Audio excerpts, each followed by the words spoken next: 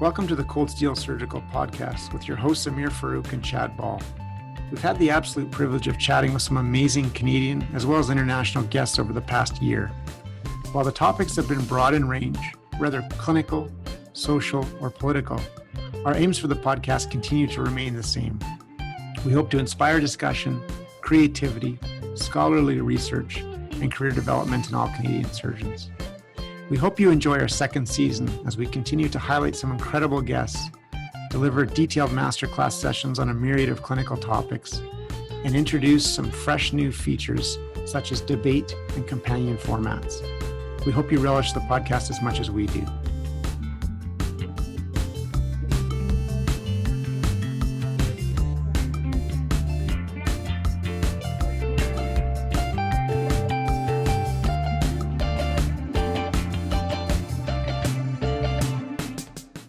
One of the most challenging scenarios for mentors and mentees alike is the struggling trainee.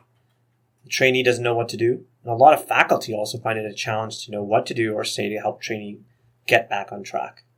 So for this episode, we enlisted the help of Dr. Ahmer Karimuddin to talk about the topic of the struggling trainee. Dr. Karimuddin is a colorectal surgeon at St. Paul's Hospital in Vancouver, British Columbia. Along with Dr. Tracy Scott, Dr. Karimuddin is the co-program director for the UBC General Surgery Program. We talked to him about how to approach the struggling trainee, as well as some of the innovative strategies the UBC program is utilizing to more objectively select residents. As always, we would love to hear your feedback at podcast.cjs@gmail.com or on Twitter @CanJSurge. It's truly an honor, particularly for me as your fellow, to have you on the show. Can you tell us a little bit about where you grew up and where you did your training? I think I can't start without actually acknowledging that your radio voice or podcast voice is pretty on ball compared to your regular voice. That's pretty impressive, Dr. Farouk. I grew up in Mississauga in Toronto, just outside Toronto, and did my medical school at Western. Where, it's the home of general surgeons, where I think every year something like 10 to 15% of the class actually applies to general surgery programs. So I think my fate was sealed when I actually got into medical school at Western, to be honest. Brian Taylor, who was the chief of surgery at Western and at the University Hospital in London at that time, was one of my very first mentors. He's a colorectal surgeon. And in fact, he's the one who, when I decided I wanted to do general surgery, he's the one who helped me find my electives across the country, because electives had been filled out by that time. So I really owe a lot of kind of what unfolded after that to Dr. Brian Taylor. I ended up in Saskatchewan for my general surgery training, where, I was trained by a prior editor of the Canadian Journal of Surgery, Dr. Roger Keith, who was also the president of CAGS as well. And then I did my colorectal surgery in Toronto, where, you interviewed Helen McRae recently, and Marcus Bernstein as well, who are both one of my mentors. Along with that, Nancy Baxter, Robin McLeod, Zane Cohen, all spectacular people who've helped shape me into the surgeon that I am today. It's funny how many people talk about having a mentor that just really just saw something in them and took an interest in their life and what they were doing. And you certainly seem to have found that in Brian Taylor. Do you have a sense of why he sort of? I mean, this is always an interesting question to ask a trainee. But do you get a sense of what it was that he kind of saw in you, or why he took such an interest in you and arranged your electives and all those kinds of things?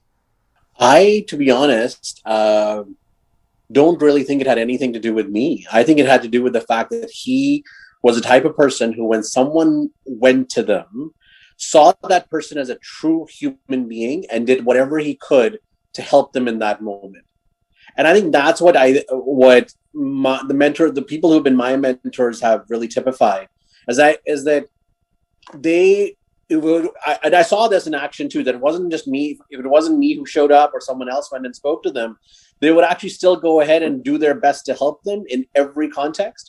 And that's what, to be honest, I've taken away from those interactions. Whether it was Brian Taylor or Zane Cohen or Roger Keith, if you went to them as a student or as a colleague or as a resident and asked them for help, they would do wherever it was in their power to be able to help you. because they saw you as the human being sitting across from them who was coming asking for something that was theirs to give, and that's something that they could do. And so I don't think Dr. Taylor saw anything special or unique in me. If he did, that's pretty awesome because I don't think I saw it in myself back then. But what he did see was someone who came to him for help, and he did not turn me away. As usual, you're probably being too humble and too kind as always. You did your master's while you were a resident, and then after fellowship, you went on to be a community general surgeon in Victoria. And you and I have talked about this a fair amount in terms of how important that experience was to you and your formation. Can you talk a little bit about why, those few years that you spent as a surgeon in Victoria were so important to you, and how that perhaps shaped your career going forward? So, one of the funny things about Victoria was that prior to me actually going to work in Victoria, I had only been to Victoria for a CSF. Like, I'd never actually gone to Victoria on its own. And there I showed up to work because when I finished my fellowship, that was really the only place that was looking for a colorectal surgeon for work around the country, which is, very similar to what the market is like these days. And what was unique about Victoria at the time was it's a large tertiary services location where everything gets done locally and nothing gets sent away except for transplantation. All the surgeons there had subspecialty training, but Dr. Alan Hayashi, who's one of the Edmonton style master surgeons, who was a pediatric surgeon, but was also chair of the provincial breast surgery program and was that's probably one of the most high volume endocrine practices in the country between adrenals and thyroids and parathyroids, like a true master surgeon. And he had a rule in Victoria when he was a division head, was that even though you may be a colorectal surgeon or an HPV surgeon or whatever, but on call, you have to tackle everything and you couldn't hand stuff off.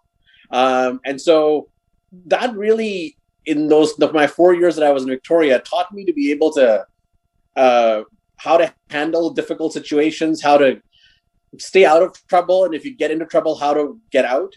Asking for help was really important because you needed to know when you needed help and your colleagues were all busy and you had to make sure you really needed them. And along with that, most of your work was with GP assists who sometimes are exceptional. This is a shout out to Dr. Ted Curran, who was my GP assist for many years in Victoria, who was spectacular, but some who weren't that good. And you had to be able to direct them and interact with them. And so by the time I started having residents join me in my clinical work, which is about 2 years into practice, I really felt that, that I could help them solve their way through cases and direct them in a way that may actually prepare them better for independent practice. And I think that's been helpful for me specifically. It certainly is a different pace than perhaps what is sometimes found in more academic centers that have a lot of residents. Talking about the pace, right? I mean, William Oram, who was the senior colorectal surgeon there in Victoria at the time, in a list that would start at 7:50 and finish at 3:30, he would do like a low anterior resection, an APR, and a right hemi, and still be done by around 2:30 or 2:45. Yeah, it's almost unbelievable how fast some of these very experienced surgeons and with the right conditions, of course, they could just be unbelievably fast. What was it then that sort of ultimately made you come from that very high-paced, highly clinical role in Victoria over to St. Paul's in a more academic setting? That was one of the most, I think, difficult decisions I ever had to make when about 3.5 years into my time in Victoria, my future colleagues, Carl Brown and Manoj Raval, offered me the chance to come and join them here in Vancouver. For me, the draw from the non-clinical side was the area around postgraduate medical education. Victoria has a thriving distributed medical education site where we have medical students who would work their way through, and I spent a lot of time with them. However, my first love was always postgraduate medical education, and I always wanted to have more and meaningful and direct interactions with residents, and that wasn't going to be possible in the long run in Victoria for me. And so having that opportunity to come to Vancouver, to build a fellowship program, to engage in truly kind of quaternary colorectal surgery was something that would only be possible in Vancouver. And, when you see the caliber of my partners like Carl Brown, Manoj Raval, Terry Pang, it becomes obvious why I would want to move, because they're just all such exceptional and welcoming people. I left a practice in Victoria that was quite busy and moved to a new practice in Vancouver. And to be honest, I didn't miss a beat because they supported me so well in that early phase. And And since then, I have to be honest, I miss the people in Victoria, but from a clinical practice perspective, I haven't looked back because things have been so good for me with this group specifically. One of the things we wanted to ask you a little bit about was your role as the co-program director at UBC. Was that something that you always saw yourself doing, or how did you sort of come into that role? How did you end up there? I'll be honest, I can't explain why. From the day in residency that I realized I wanted to do more than just clinical surgery, I knew I wanted to be a program director. And when people ask me about that, because, it's always one of the things I think about, the big reason for me is that it kind of feels like a safe and almost an altruistic position to come from. I mean, for your faculty, you're the person who's trying to make the residency or training experience better.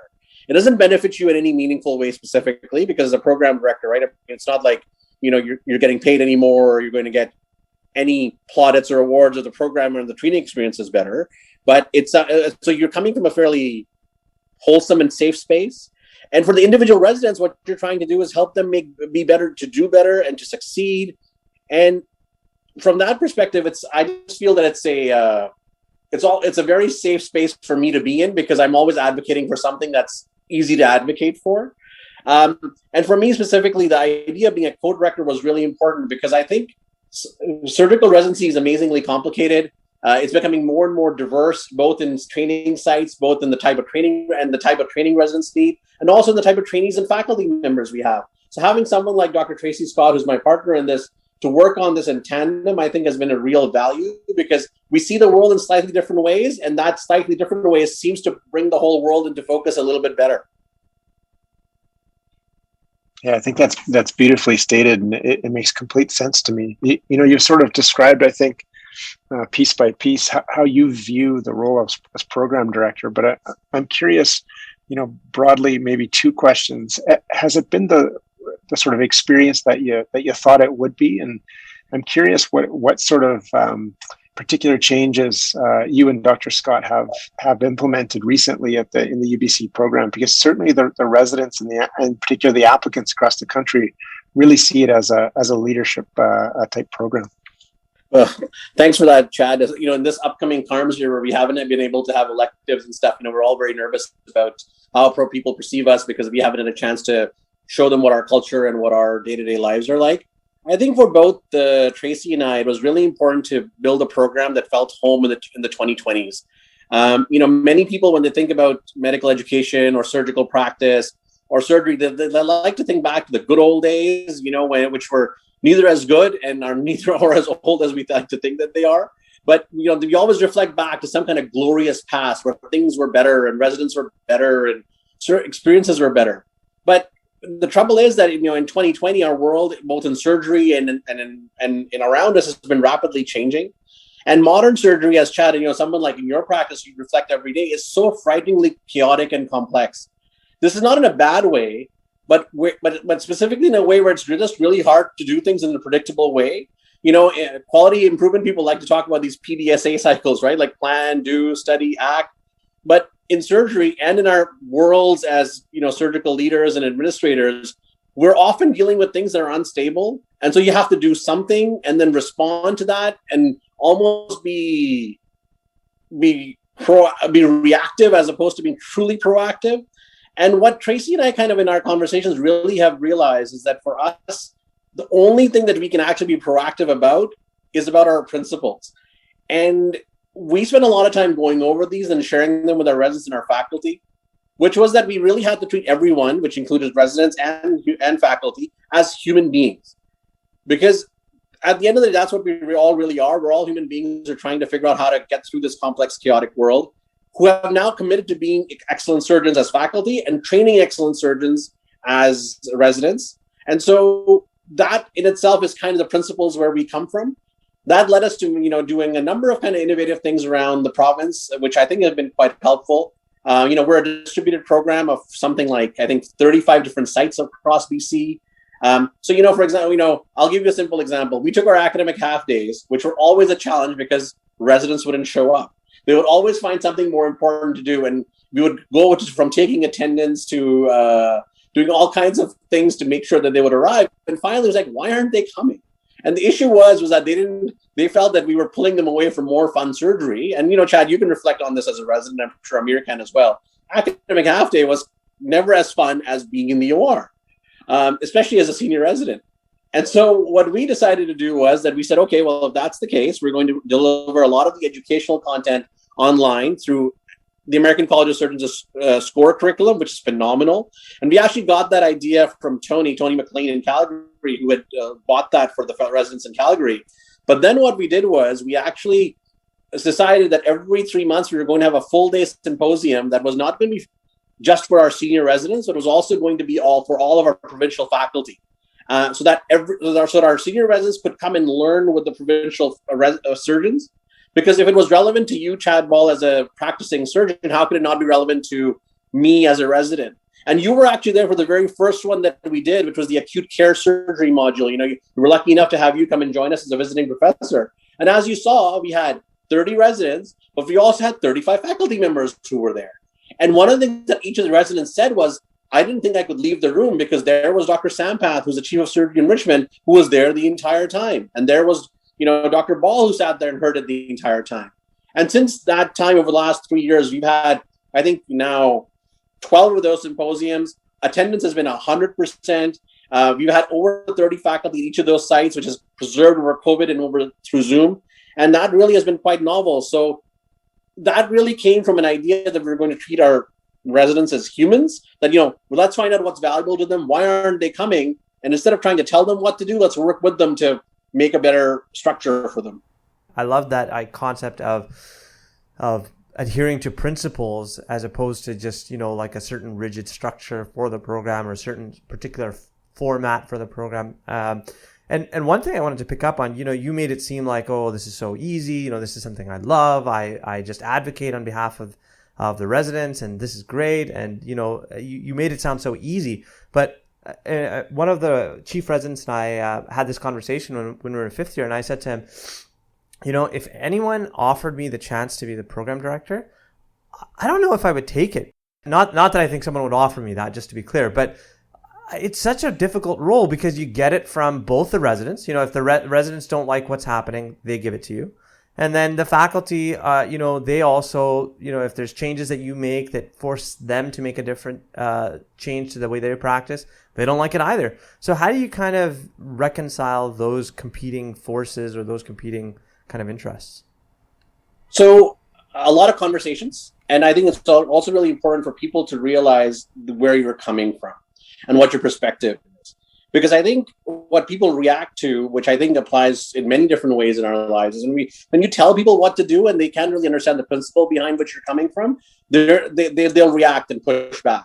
But if you talk to them about the principle and why you're doing what you're doing and what's driving this change, they may be unhappy about your decision, but they can't argue with the principle because the principle is something that I think we all agree on. So whether it's the competency-based medical education model that all colleges laid out, or whether it's that, talking to a resident in this way or changing the rotation schedule at the last minute isn't the human or the nice thing to do.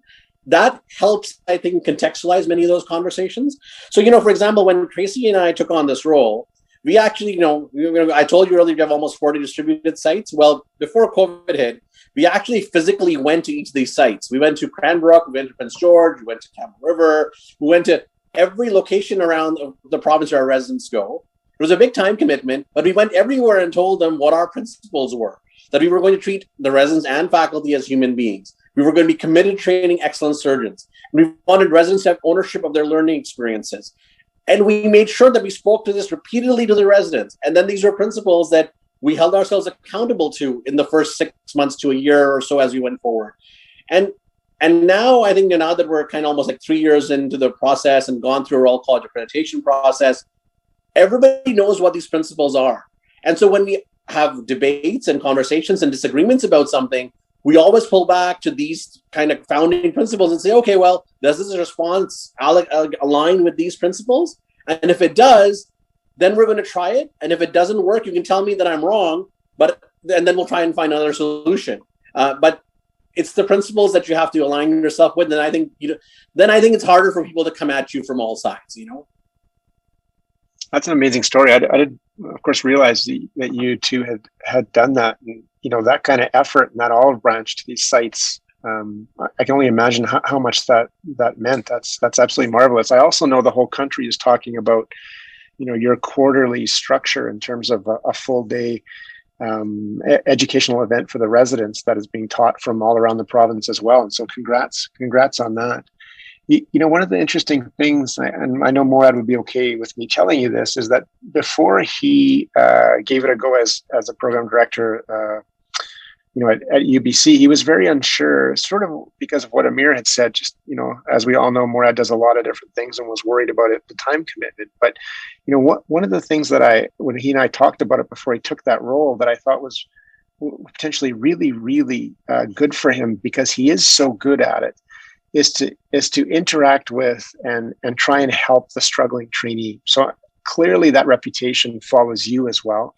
And I'm curious how you determine who's struggling and how you frame that scenario, and in particular, that initial interaction with that individual. So I think it's fair, and I think it's going to be important for me to say this, that we have to make sure as we talk about this, we don't make struggling or having difficulty or any of the synonyms that people might want to use as some kind of a negative word. I think, Chad, you and I were residents together at the same time in different programs, but when we think back to that time, we struggled a lot as we worked our way through residency. And the only way in time, when you look back at your success and achievement, sometimes you gloss over the struggle, but the only way you become the person that you are and the senior leader like you are, Chad, is through struggling and pushing yourself. And part of the human experience of training is there always has to be struggle. We spend a lot of time talking to our residents about this idea that in surgical residency, you have to spend time in what's called a zone of proximal development. This is an educational and a psychological term that people use a lot, but the idea simply is that you will only learn when you're outside your comfort zone, and the tasks you have to do are just outside your intellectual, clinical, and technical abilities as a surgeon. So that idea of residency being a struggle is critically important. And one of the things that I say to my trainees, and I learned this from Tracy, is that if you spend a day where you didn't enter the zone of proximal development for a resident, that's a wasted day. And most of our residents are pretty good at this because they're resilient, they're strong and passionate about their work, and they want to be pushed. But the resident who's truly struggling and having trouble usually gets brought to our attention in our program in kind of three ways. The first, and to be honest, the least often taken path, is when a resident comes to us directly and says, I'm struggling with something. It could be, managing juniors on call. It could be rounding on the ward. It could be laparoscopic surgery. It could be anything. But when it does happen, and a resident comes to us directly and raises this issue, that actually is probably one of the most amazingly productive and critically important encounters as a program director. And if that happens to you as a mentor and as a faculty lead, I really want to encourage you to own that moment, because the resident in that moment is making themselves vulnerable and trusting you and hoping that you have a solution that they can find for their problem. So that, I think, is really important. The other part, the track that occurs, is when a faculty member reaches out to us as a program director and says, you know what, Chad, I'm having trouble with Ahmer because he's not doing this well, or he's having difficulty with this. And again, I would say that as a program director, or even as a division head or any leadership position, it's an important moment, because a faculty member is now displaying concern for a resident, but is also reaching out for help and figuring out how to guide the trainee and help them find their path through. So as a program director and as a leader, it's really important that you make time for these kind of conversations, because as a program director, you can provide perspective to the faculty member and to the resident, and to help figure out why someone is struggling. The final pathway, which tends to be the most challenging one, to be honest, is when something randomly shows up on an evaluation. So in our program, Tracy and I review all the resident evaluations kind of on an ongoing basis. Then we have a competency, promotions, and remediation committee that's composed of 9 surgeons and a senior resident who go over these evaluations on a 6-monthly basis as well. And so sometimes we'll pick up something, wait a second, they said that Chad's been having a really tough time generating differential diagnoses with acute care surgery cases. How come this didn't get picked up or no one brought this to our attention? And then then you're playing catch up because you've fallen behind. So in our program, we rely on that competency promotion and remediation committee to actually be our last level filter. And along with that, we ask the residents to keep a dashboard and a tracker form that helps us kind of keep track of these things and helps us contextualize evaluations. But those are kind of the three ways that we find out or determine that a resident is struggling. I find it so interesting, first of all, that you picked apart the term struggling, because I think you're right that we don't always think about it like that, but actually the process of you having trouble or the process of you trying to grow is not an easy one and is often quite painful. And the other thing is that, one of the things that I've observed is that it actually takes a lot of courage, both from a faculty perspective and a trainee perspective, to acknowledge that there's something going wrong. Like, it would be much easier for faculty members to actually just kind of almost sweep it under the rug or just sort of allow that person to pass their rotation, because in some ways it's very difficult to actually it's very difficult to fail someone, to be blunt.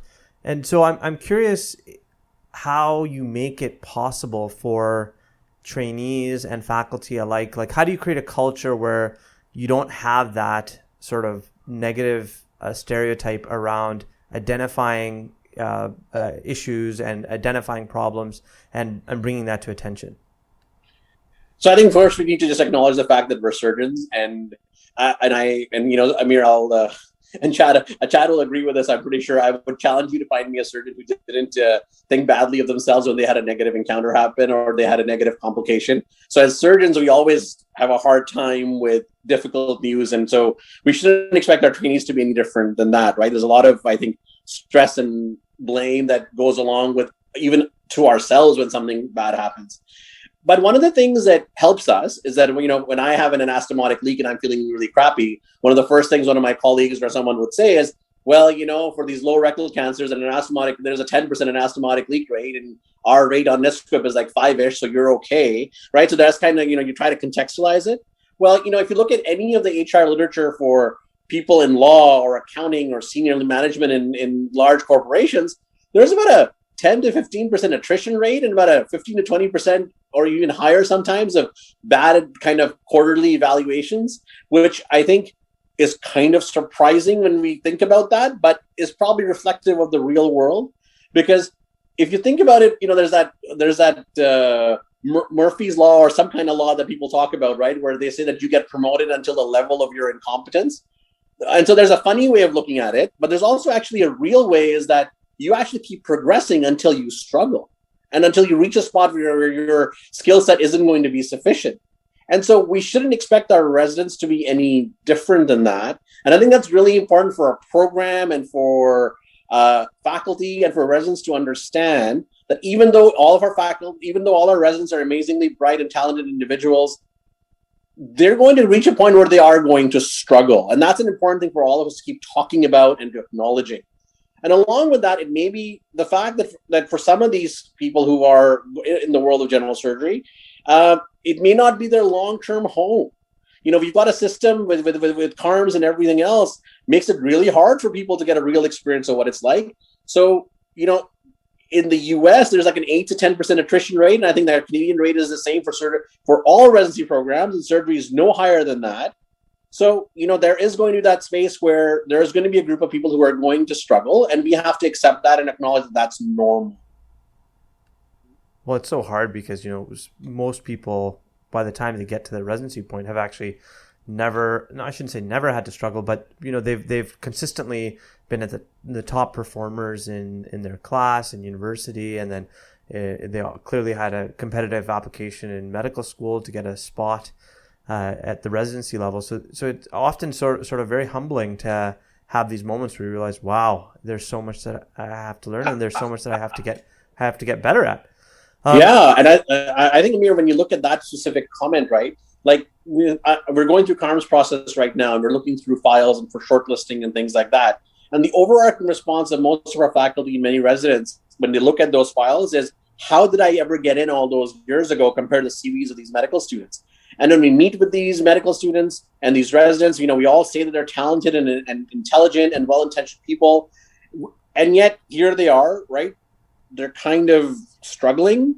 And so what I think is really important for as training programs, just to emphasize again, is that having people on remediation tracks shouldn't be considered a bad thing. Identifying residents who may need extra attention, it's not a bad thing. In fact, it's kind of the human thing to do, to give people an opportunity to respond or show you and show themselves that they can succeed. Having said all that, I do wonder, having seen firsthand a few residents that have really had trouble during residency, and a few of them who ultimately had to transfer out or quit the program.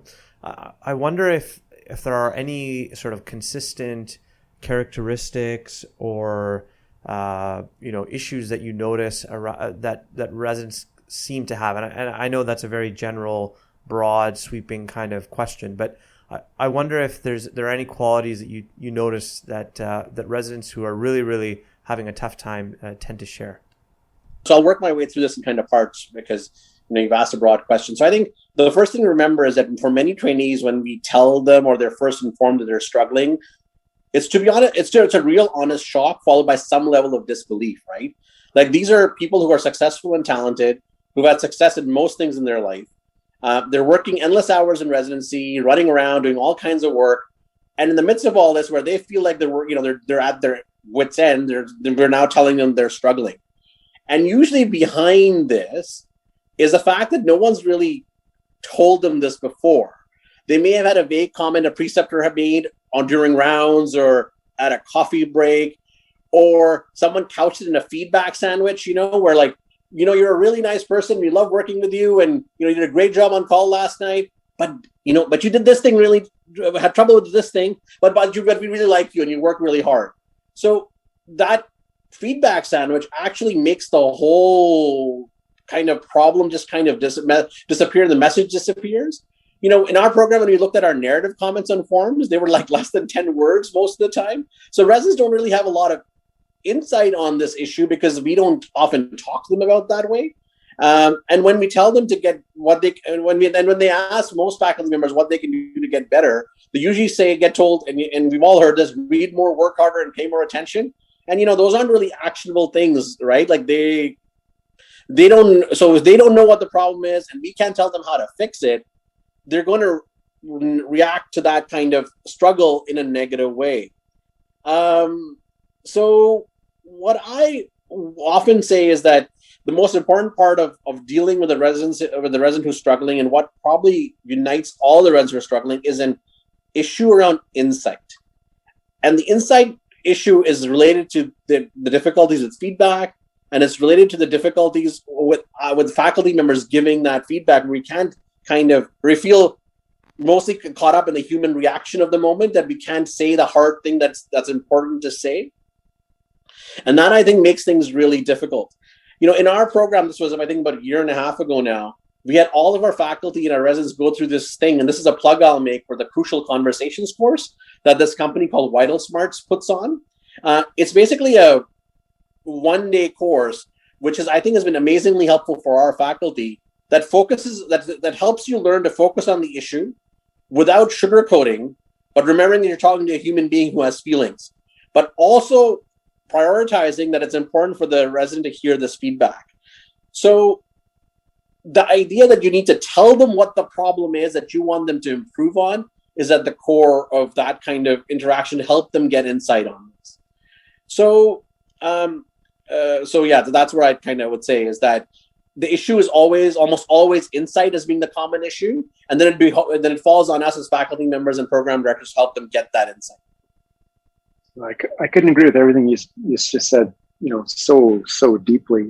It sounds like this is the course I should take, because I think we all struggle with that from time to time, for sure. I'm curious, when you're evaluating CaRMS applications, what are some of maybe the absolute red flags that you would counsel potential medical students against? And what are some of the big, bright, shining lights that really stand out to you in these applications? Things you love? So both sides of that equation. So, I will say that if anywhere in a CaRMS application, which includes the dean's letter, where a lot of the evaluation narrative comments are, or in the reference letters, there's any comment about how the resident was difficult to work with or had challenging encounters with other healthcare providers, at UBC that becomes a really big red flag.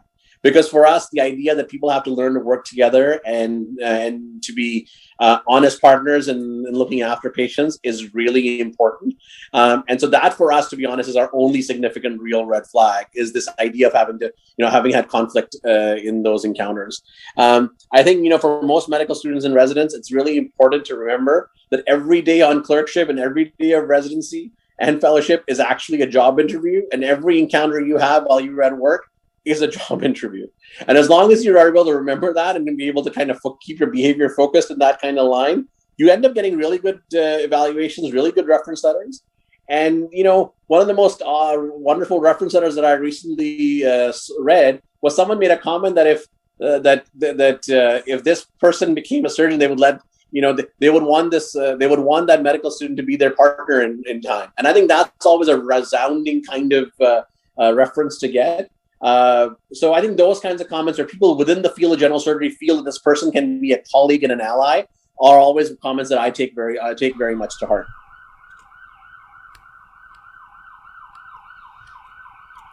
Oh, sorry. There's the customary ambulance going by St. Paul's. Amir, have you been shot?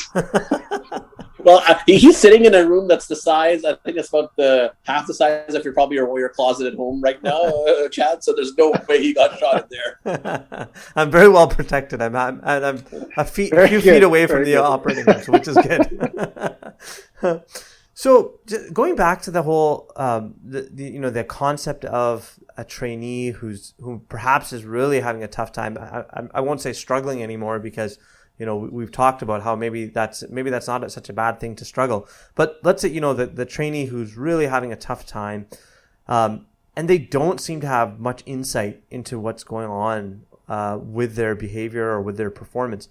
How do you actually, get that trainee to have some insight? Like, you talked about, sitting down with them and saying, look, there's some concerns. And you talked about doing the whole crucial conversations kind of method.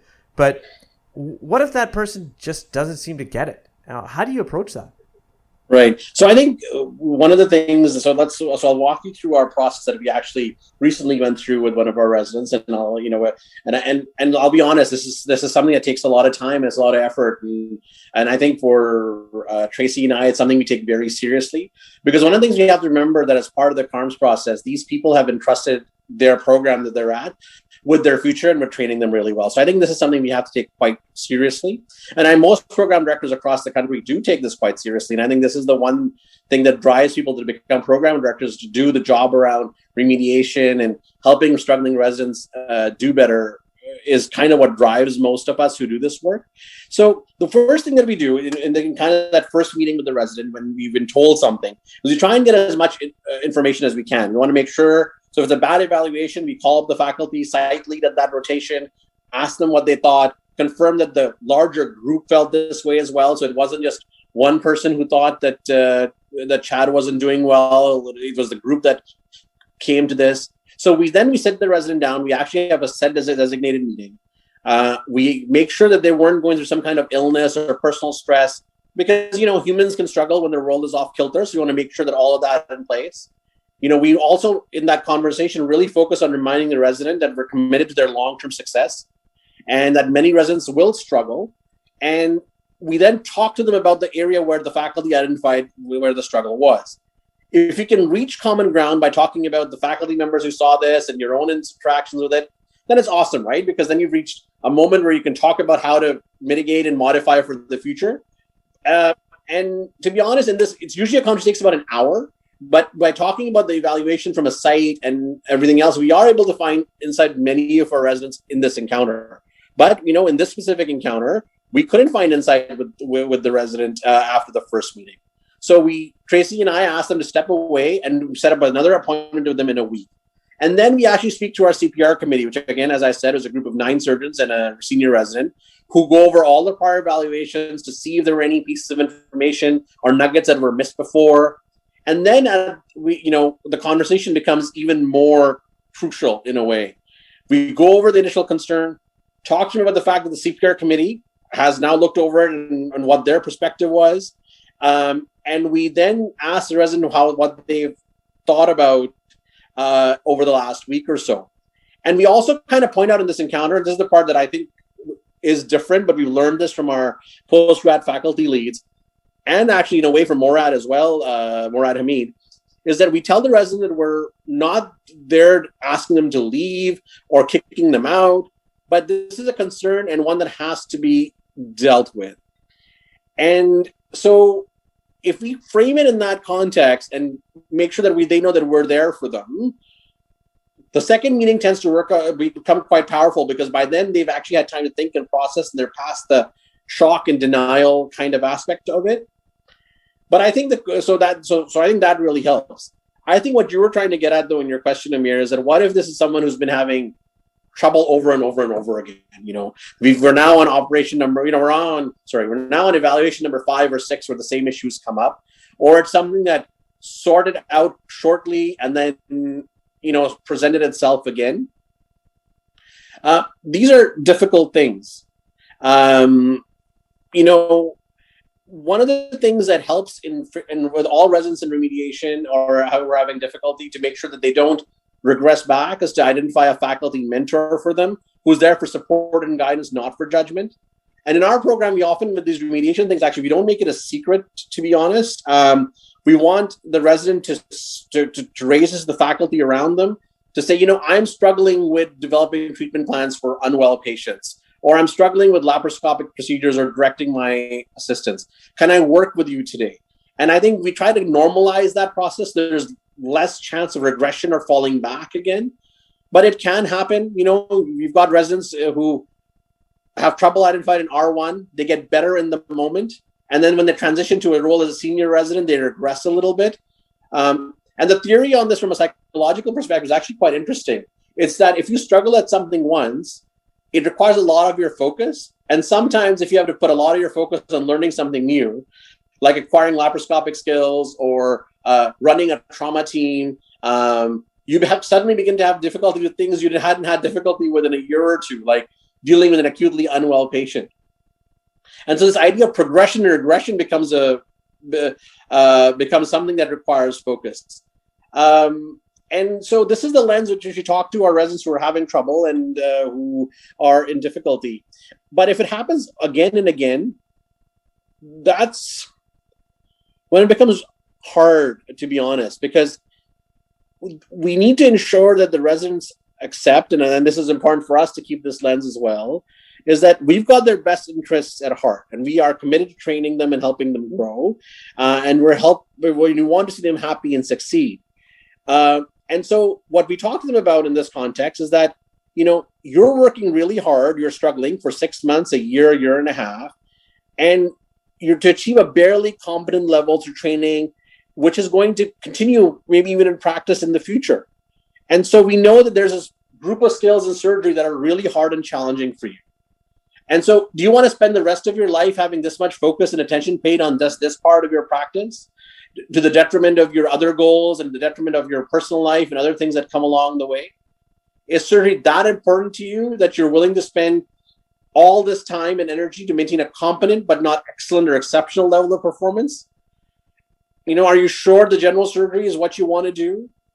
And if they come back and say, no, the answer is yes, I've always wanted to be like Chad Ball, and I want to be Chad Ball, and I want to figure out how I get there, then it becomes really hard, because as surgical educators, we have to have a commitment to train them and to help them grow, as long as the challenges aren't related to patient safety and professionalism issues. But if they are actually able to come to a realization on their own that the answer is no, then we have to help them find a way through that and figure it out.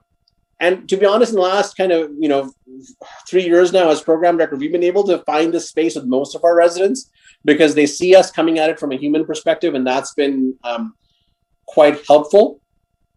What I will say is that this mostly applies to clinical training, right? Like if it's a professionalism issue, those need to be called out right away, and there has to be less gray area for those. So if you've got a resident who's having issues with patients and colleagues and other healthcare providers, you've got to call them out right away and stop it right now. Because if you let those kinds of behaviors slide once, or you walk past it once, by just walking past it, you justified it, and it becomes really hard to correct years down the road. I'm curious if you've actually seen a lot of trainees sort of turn things around. Like, you have that really struggling trainee who maybe was really having a tough time, and then you had these conversations with them. In my experience, again, which is very limited, just having seen some of my peers go through things, it seems like it is very difficult once a resident has sort of been identified as struggling. It often becomes very difficult for them to kind of pull things around or turn things around, because they sort of have the weight of expectation upon their head, and they kind of feel these eyes looking at them and watching the back of their head all the time. And so it becomes kind of this like self-fulfilling cycle where they can never sort of seem to get out of it. And they themselves start to feel victimized. I could specifically think of one person who I saw kind of fall into this cycle. And I could think of really only one resident that I know who really turned things around as a senior resident and became a stellar surgeon by the end of training. Like, how often do you find that trainees really can take challenges that are happening to them, like let's say outside of personal things that might be happening? How often do you find that residents are able to turn things around and really become excellent surgeons once they've been identified as struggling? So I think that's a really important point, because there's a whole psychological impact of having difficulty and struggling and being called out over and over again, and that can take a psychological toll. And I think as programs, one of the things that's really important is that when a resident is having difficulty and is having a difficulty achieving or maintaining competencies, it's really important we get them in touch with things like the resident wellness office and all the physician support programs that are actually in place to help with that. Because that's really the only way to successfully remediate and create a strategy that works, that it has to be tied to an overall wellness strategy.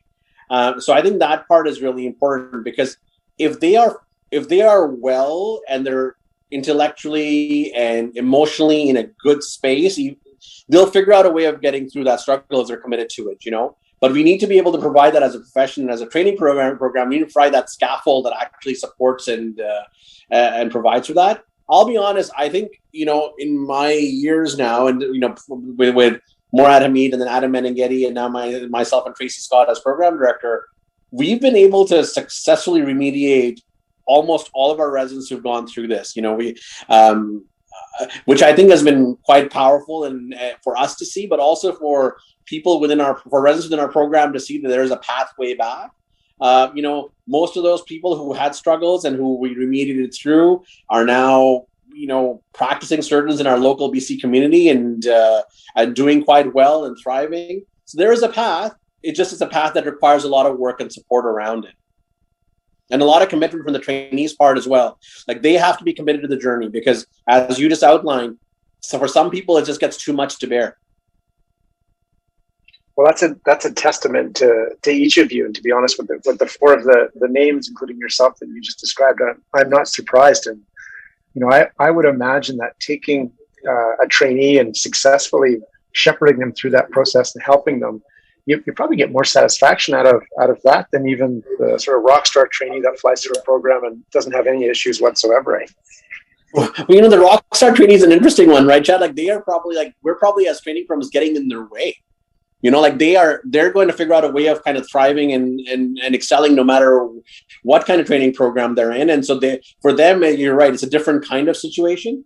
But each of the people that I've named, whether it's Morad or Tracy or myself, we do get a lot of joy out of that work we're able to do in shepherding these residents through. And then when we, see them out in practice and we hear positive comments about them from people who didn't know they ever struggled, it is, it's really heartwarming and puts us in a nice, happy, smiley space. It's interesting. One of my very, very good friends was the program director for quite a while of general surgery at the University of Southern California in Los Angeles. And he had a number of interesting experiences during his time in that role, one of which was the frequency with which residents would sue the program and the university. So one of the first things he did was create a committee, a professionalism committee, constructed of broad representation from trainees and faculty and non-department of surgery members for sure. And when a resident broke what they then constructed as a code of conduct, a code of professional behavior, they went before that committee for an evaluation. Essentially, they had 2 free passes at it, and by the 3rd time, they were generally ejected from the program. When he constructed that sort of platform and that process, the lawsuits went to 0 almost immediately. And it's interesting for me to think about in the context of Canadian centers for sure, which there's no doubt different. But I'm curious, the issue of professionalism intersects sometimes with lack of insight, or certainly can. So how many of these issues do you think you have in your program and in Canada in general surround the concept of professionalism? Before you answer, the other interesting thing within this code of conduct of professional behavior was some very intriguing line items. One of them, for example, is that you should be responding to a professional-related work email within 24 hours if you're not on vacation. I think to some people that probably sounds a little bit excessive, but to others it sounds sort of dead on. So again, I'm curious, how does a professionalism or lack thereof intersect with trainees in your experience? I think that is a really important issue to raise, Chad, because I think professionalism is one of those things that it's hard to describe, but we all know what it means in a surgical context. And, we want to train residents who reflect kind of the values of our profession and are able to reflect the kind of the best of kind of professional behavior in that context. And so what your colleague and friend seems to have done in USC is really, I think, important. Like as a program, you really have to work hard to define what is acceptable and what is unacceptable behavior. And once you've defined that, you have to hold to it. Because if you, for example, if a resident is having multiple encounters with medical students and they're putting it in their evaluations that this resident is, not supportive or is being bullying or is giving them or is creating an unsafe work environment, well, as a program, it's actually really critically important that you call out that problem as soon as you hear about it. But I think, does that mean, and I think that's what really helps you to create the space where, where professionalism actually gets headed off almost at the pass, where the remediation issues you're dealing with aren't about, inability to work with teams or being rude with nurses or other kinds of really challenging things, because those you're calling right at the top. Those are things which, if they happen once, you're going to be put on watch. If they happen twice, then the next time it happens, it's like that 3 strikes and you're out rule almost, and you have to hold yourself to that. That applies to faculty members as well, to be frank with you, Chad, because one of the bigger things with this is that we'll hold residents to standards we don't hold faculty members to. And so we need to make sure we do all of those things to be able to create an environment where professionalism gets called out. We've been lucky at UBC in my time here that while we've had occasional professionalism complaints about residents, we haven't had anyone who we had to take seriously to task because of that. But I think it's mostly because of our culture where we call people out right away. So if I get a message or a phone call today, I'll be on with the phone with the resident along with Tracy and sometimes even Murad as division head within like the hour to say, hey, we heard this. What's your side of it and what happened? One of the things, if we shift gears a little bit here, that a group of us is trying to do in Alberta, led by Sean Gregg and a number of others, is to integrate artificial intelligence into some of the not only clinical algorithms, but just overall patient care that we provide. And it's a little bit tangential. Initially, I think, we're trying to use AI to screen for mental illness in the context of pancreatic cancer. But I do wonder when you look at how fast AI has come, what its intersection or role will be in some of the interviewing processes that we have potentially down the road for general surgery residency.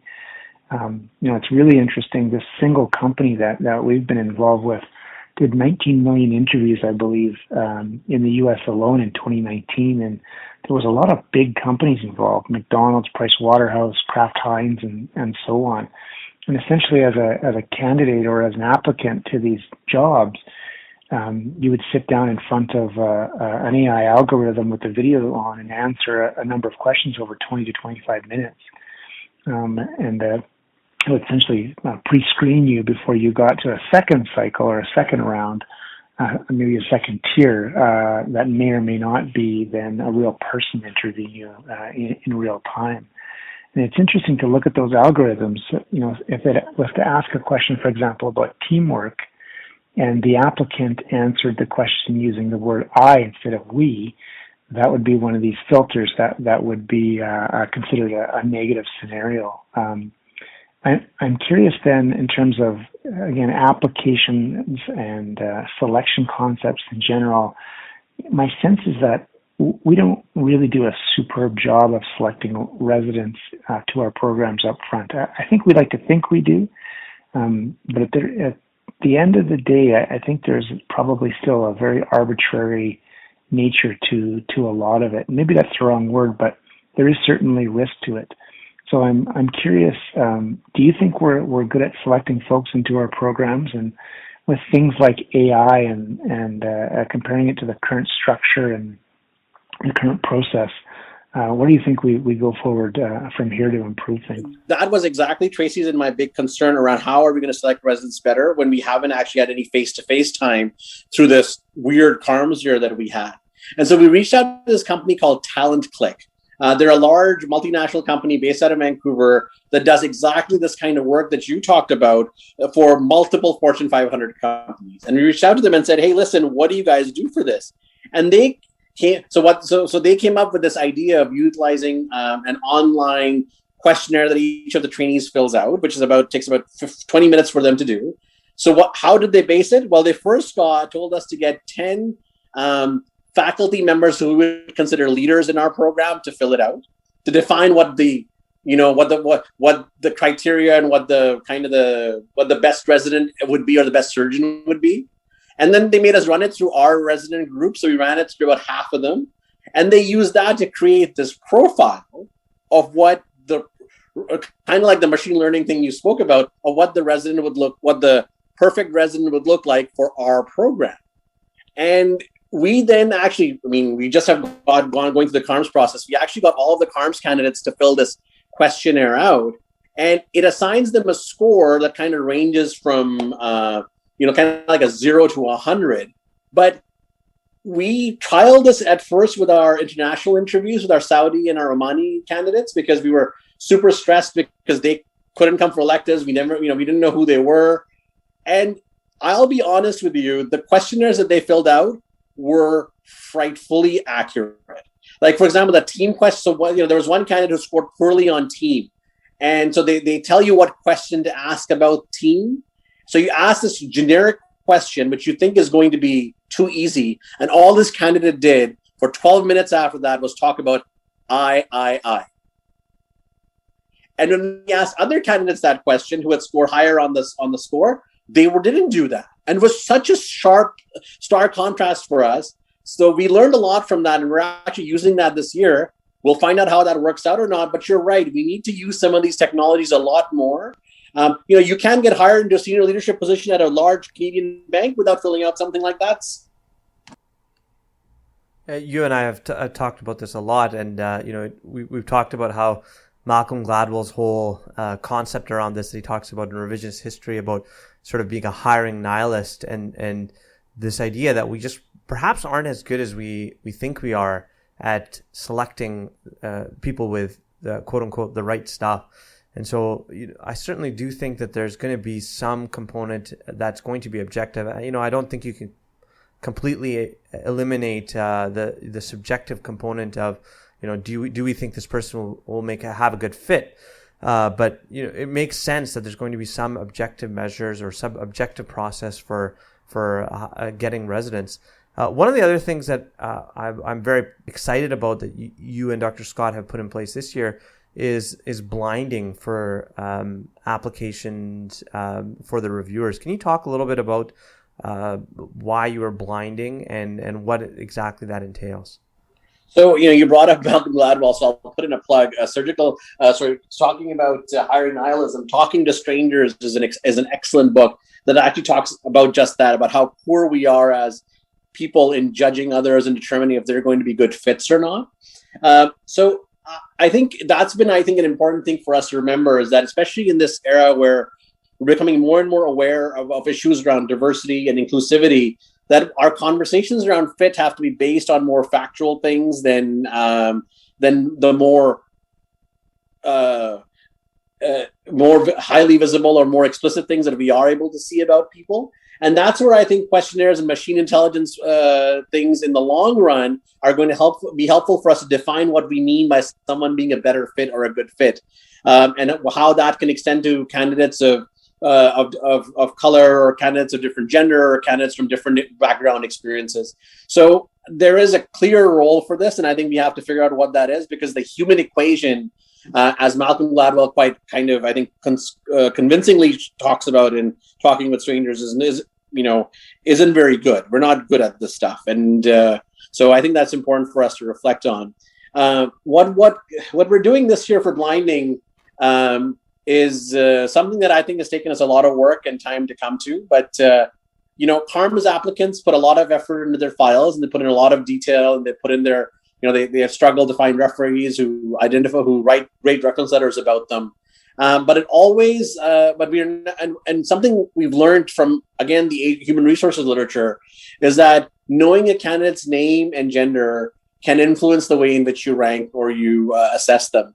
And so what we decided to do this year is that we were going to look through all of our CaRMS files, 110 applicants this year, and we were going to remove all references to their name and to their gender from the document itself. And we were going to use that, and then we were going to do our shortlisting kind of from this anonymized or blinded file. So we'll see how that works. Our shortlisting meeting is next week, but we were quite supported in this by our university's hiring people, and by Morad as well in trialing this out.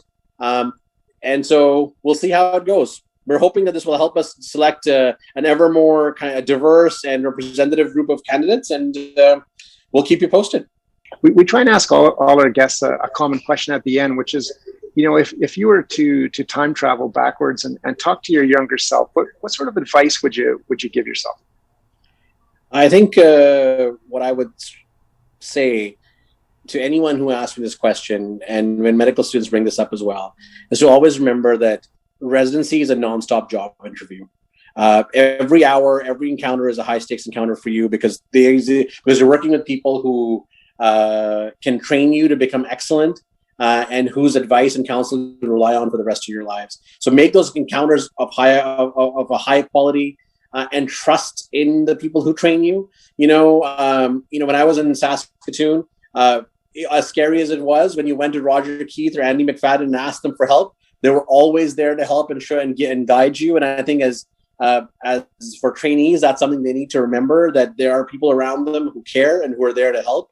So even though it's going to be high stakes and it's going to be a space in which you have to work really hard, you need to ask for help when you do. So I don't know if that's a good answer or not, but that's kind of my thing, is just be at your best and ask for help when you need it.